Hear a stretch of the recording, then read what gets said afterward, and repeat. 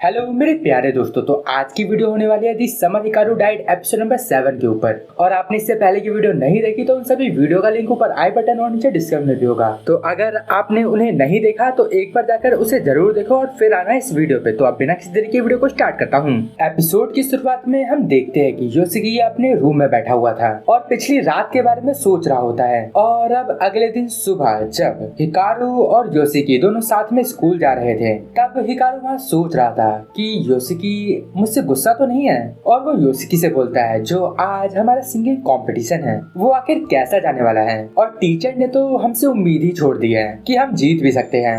तो उन्होंने बस इतना बोला है कि हम लोग वहाँ पर अपना बेस्ट दे और रिजल्ट की परवाह ना करें। लेकिन इन सारी बातों का योशिकी कुछ भी जवाब नहीं देता। लेकिन वो अचानक से हिकारू से बोलता है क्या आज तो मेरे साथ स्कूल बंक करेगा। हिकारू बोलता है क्या ऐसी बात क्या कर रहे हैं। और अब हम स्कूल का सीन देखते हैं जहाँ पर सभी लोग अपनी परफॉर्मेंस को लेकर टेंशन में होते हैं। और यूकी वहाँ असाको को बता रही थी हमारे क्लास के लड़कों ने कुछ अतरंगी सा सोच रखा है। वो हमारे गाने के साथ डांस भी ऐड कर रहे हैं। और वहीं दूसरी साइड माकी अपने डांस की प्रैक्टिस भी कर रहा था। और वह असाको बोलती है ये स्टेप इतने भी बुरे नहीं है लेकिन कंपटीशन के आखिर में इन्हें क्या हो रहा है। वहाँ यूकी बोलती है कि सिर्फ इतना ही नहीं है ये लोग रैप भी करना चाहते हैं। और माकी वहाँ पर रैप की प्रैक्टिस भी करने लगता है। और तभी उन्हें याद आता है कि हिकारू और योशिकी अभी तक स्कूल नहीं आए। और वहीं दूसरी तरफ हम देखते हैं कि वो दोनों एक ट्रेन में बैठे हुए हैं। और हिकारू वहाँ पर थोड़ा नर्वस था क्योंकि वो पहली बार अपनी जिंदगी में स्कूल बंक कर रहा था। और योशिकी वहाँ बोल रहा था कि हमारा अटेंडेंस अच्छा है तो टीचर हम पे गुस्सा भी नहीं करेंगे। तो वहाँ पर हिकारू बोलता है तुम कल रात की बात को लेके मुझसे गुस्सा तो नहीं हो। योशिकी बोलता है नहीं मैं गुस्सा तो नहीं हूँ। लेकिन हिकारू अभी भी थोड़ा सा नर्वस था।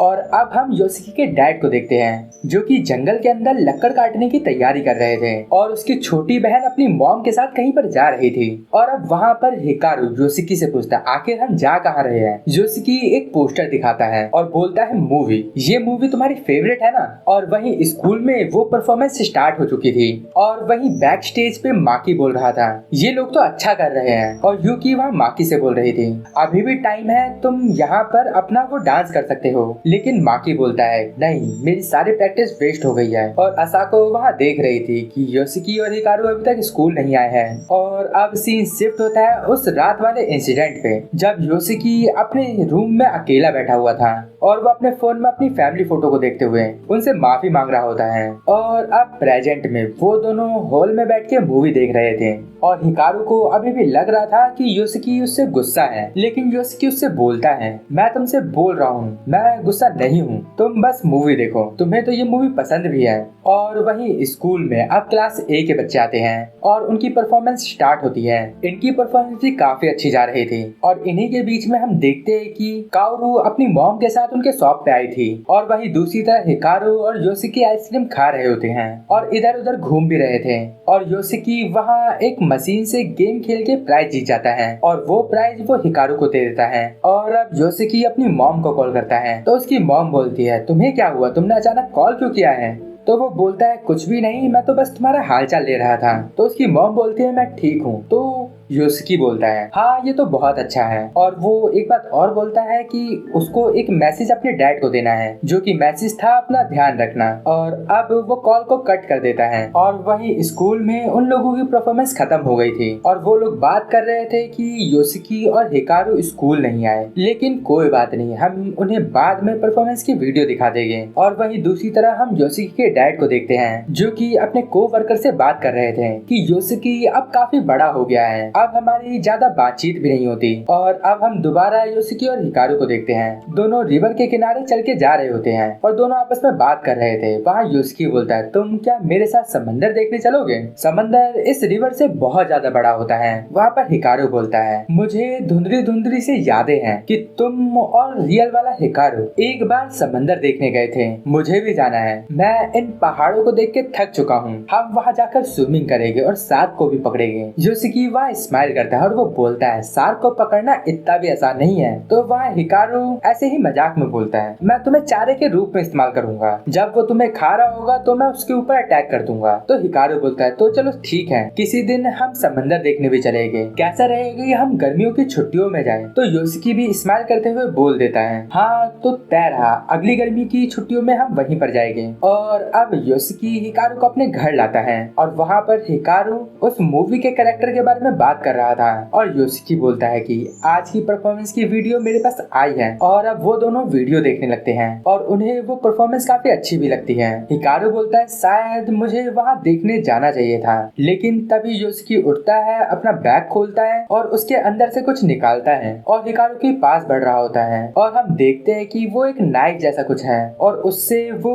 हिकारू पर अटैक कर देता है और एकदम से सारी चीजें रुक जाती है। वहाँ हिकारू को समझ नहीं पाता आखिर ये क्या हुआ और वहाँ पर योशिकी बोलता है मुझे पता था तुम इतनी आसानी से नहीं मर सकते। और उधर हिकारू को अभी भी कुछ भी समझ नहीं आ रहा था आखिर ये हुआ क्या है अभी। और वो बोलता है तुम पूरा दिन मेरे साथ ही घूम रहे थे और तुमने मुझे मारने का प्लान पहले से बना रखा था। योशिकी वहाँ रोते हुए बोलता है मैं चाहता था तुम्हारा आखिरी दिन मजेदार हो, लेकिन अब तुम मरे नहीं हो तो अब तुम मुझे ही मार दो। हिकारू कुछ भी समझ नहीं पाता, वो सोच रहा होता है क्या ये योशिकी की रिक्वेस्ट है, क्या वो सच में यही चाहता है। और वो कुछ समझ भी नहीं पाता कि उसे अब करना क्या चाहिए। और वो सोचता है अगर ये योशिकी की रिक्वेस्ट है तो मुझे इसे फुलफिल करना ही होगा, क्या सच में वो यही चाहता है। और उसके दिमाग में सिर्फ यही चल रहा था मार दो उसे, मार दो उसे। लेकिन तभी हिकारू अपने होश में आता है और वो अपने आप से ही बोलता है ये रोने का समय नहीं है, मुझे पता है कि लाइफ की वैल्यू क्या है और मौत तो मेरे लिए कोई बड़ी बात नहीं, लेकिन इंसानों को मौत का डर होता है, शायद यही मेरी गलती है। और तभी वो अपने चेस्ट में अपना हाथ डालता है। योशिकी ये सब देख के काफी हैरान होता है और वो अपने चेस्ट में से एक पार्ट बाहर निकालता है और वो योशिकी को देते हुए बोलता है ये लो, अब मैं आधा हो चुका हूँ। मैं खुद कभी भी नहीं समझ सकता कि लाइफ कितनी इम्पोर्टेंट होती है, लेकिन अब मैंने अपने आप को कमजोर कर लिया, अब मैं किसी को इतनी आसानी से नहीं मार सकता। वहाँ योशिकी काफी हैरान हो जाता है और वो बोलता है तुम ये सब मेरे लिए क्यों कर रहे हो। तो हिकारू बोलता है मुझे खुद नहीं पता आखिर मैं क्या हूँ, और यहाँ आने से पहले तो मेरे पास इमोशंस भी नहीं थे और मैंने सोचा था अगर मैं किसी दिन पकड़ा गया तो मैं तुम्हें मार डालूंगा, लेकिन तुमने मुझे जानने के बाद भी एक्सेप्ट किया है। और तब मुझे पहली बार एहसास हुआ कि किसी को मेरी जरूरत है, तो मुझे लगा कि मुझे यहीं पर रहना चाहिए। और पता नहीं कैसे